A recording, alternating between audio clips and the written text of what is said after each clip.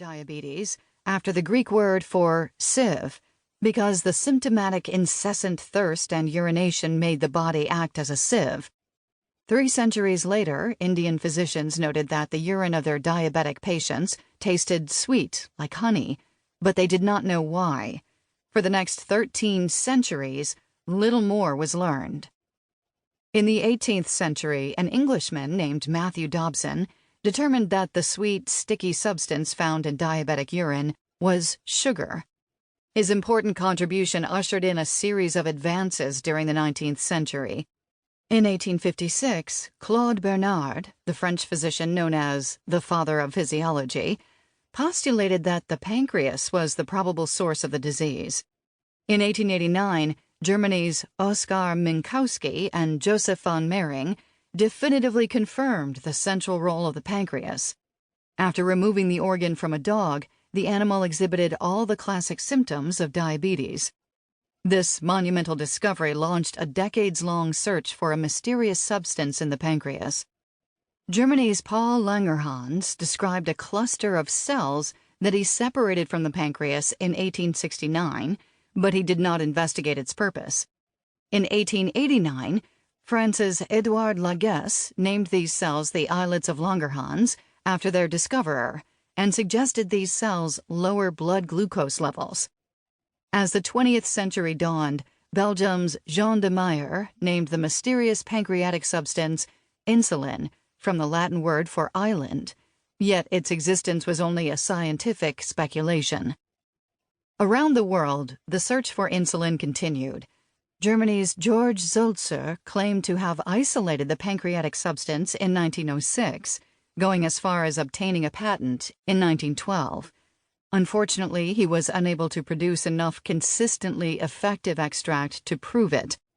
America's Ernest L. Scott made similar claims and met similar failure in 1912. And so medical science continued to struggle with how to use insulin to alleviate diabetes. For type 1 diabetes, this struggle was a matter of life and death, Elizabeth Hughes included. In 1918, despite thousands of years of medical scrutiny, physicians could only watch helplessly as diabetic children like Elizabeth died. They yearned for a cure, or at least a treatment, that would prolong their patients' lives until the cure that had eluded medicine for centuries could be found. That was exactly what Dr. Frederick M. Allen accomplished with his starvation treatment, a drastic diet that usually succeeded in keeping diabetics alive, albeit as living skeletons, for months beyond their prognoses. To be sure, some patients starved to death under his care, but Allen reasoned that they would have died anyway. In 1918, this desperate course was the only hope that diabetics had. The years 1914 to 1922 were known as the Allen era of diabetes research. Elizabeth Hughes would become one of Allen's most tragic and successful patients.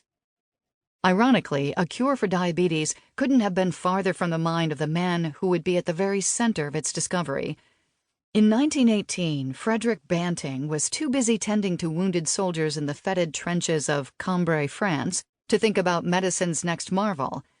When the war allowed him a rare quiet moment, he likely thought about his fiancée, Edith, walking to church on the dirt roads of Alliston, Canada, or the family farm where he had grown up. His aspirations were to marry and find a job as an orthopedic surgeon. In these goals, he would be thwarted. Instead, he would find himself bound for a destiny of international fame and fortune that he was ill-equipped to manage. This trajectory would be launched, in no small measure, by Elizabeth Hughes. Elizabeth Hughes could not have foreseen how these very different men would figure prominently in her life.